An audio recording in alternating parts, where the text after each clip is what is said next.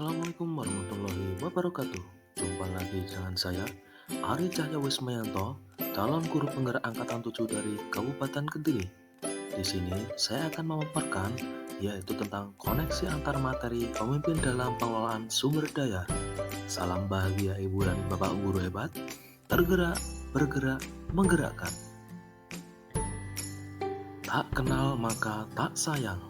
Yang pertama, perkenalkan dulu yaitu Bapak Teguh Supriyadi selaku fasilitator, Ibu Mistiah selaku pengajar praktik, dan saya Ari Cahya Wismayanto calon guru penggerak. Tujuan pembelajaran kali ini adalah CGP mampu menghubungkan materi modul ini dengan modul-modul yang didapat sebelumnya. Dan berikut adalah penugasannya. Penugasan yang pertama adalah buatlah kesimpulan tentang apa yang dimaksud dengan pemimpin pembelajaran dalam pengelolaan sumber daya dan bagaimana Anda bisa mengimplementasikannya di dalam kelas, sekolah, dan masyarakat sekitar sekolah. Sekolah sebagai ekosistem pendidikan. Sekolah adalah sebuah bentuk interaksi antara faktor biotik atau unsur yang hidup dan abiotik atau unsur yang tidak hidup. Keduanya, unsur ini saling berinteraksi satu sama lainnya, sehingga mampu menciptakan hubungan yang selaras dan harmonis. Biotik contohnya adalah murid, kepala sekolah, guru, staf, pengawas, orang tua, masyarakat, dinas terkait, dan pemerintah daerah. Dan abiotik contohnya adalah keuangan, sarana dan prasarana, dan lingkungan alam. Dan sebaiknya sumber daya dikelola dengan tepat dan baik, maka akan dapat meningkatkan kualitas pendidikan di sekolah tersebut. Terdapat dua pendekatan yang digunakan dalam mengelola sumber daya, yaitu pendekatan berbasis kekurangan atau masalah. Merumuskan perhatian kita pada apa yang mengganggu, apa yang kurang, dan apa yang tidak berfungsi dengan baik.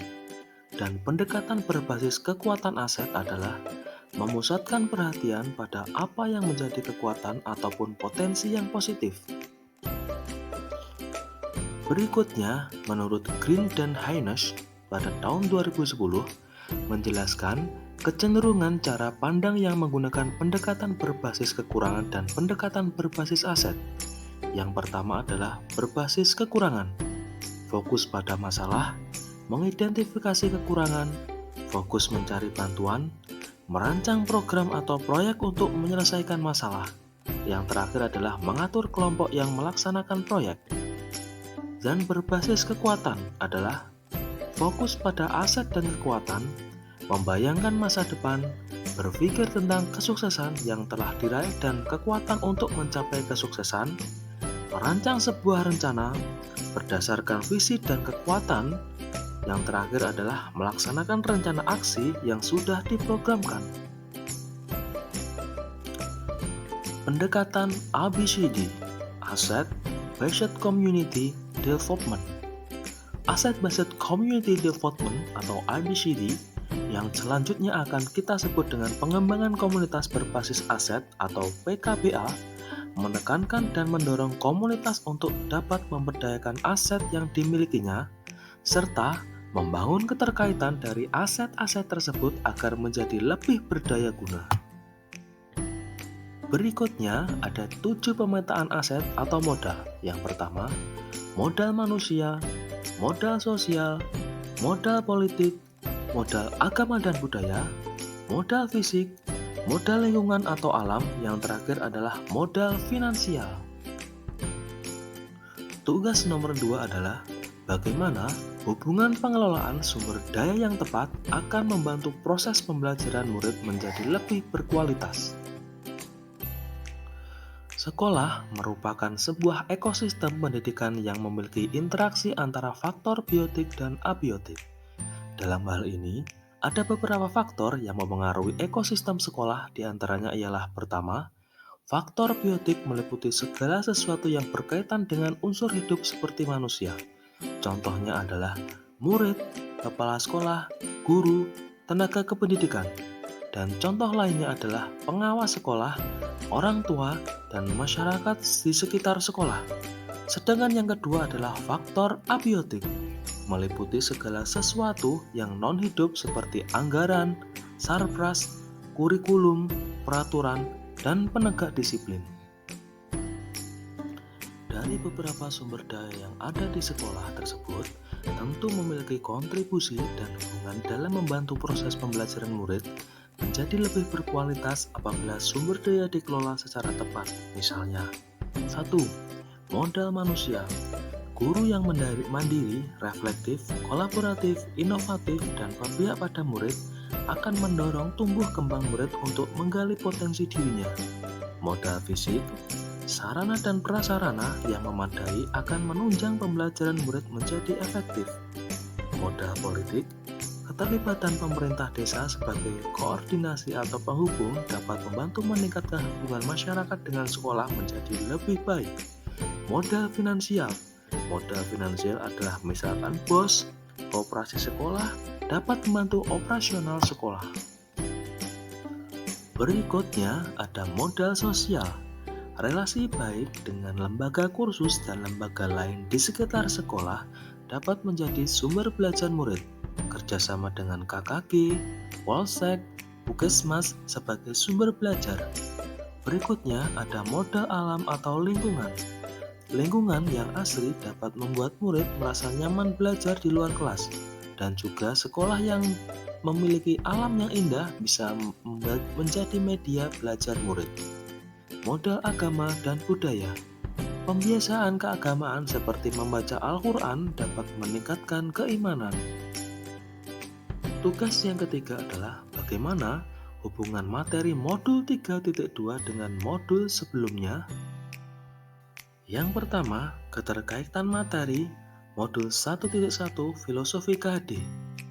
Menuntun segala kekuatan kodrat yang ada pada anak agar dapat mencapai keselamatan dan kebahagiaan setinggi-tingginya baik sebagai manusia maupun sebagai anggota masyarakat. Modul 3.2 pengelolaan sumber daya. Guru harus cerdas mengelola dan menggali kemampuan muridnya atau modal manusia, menyesuaikan dengan kodratnya agar dapat nyaman dan bahagia dalam proses pembelajarannya. Berikutnya ada modul 1.2 yaitu tentang nilai guru penggerak dan peran guru penggerak. Berpihak pada murid, mandiri, kolaboratif, reflektif, inovatif. Pengelolaan sumber daya menjadi nilai positif yang digunakan untuk sumber daya agar tepat guna dan tepat sasaran, sehingga bisa meningkatkan kualitas pembelajaran. Peran guru penggerak, pemimpin pembelajaran, mewujudkan kepemimpinan murid.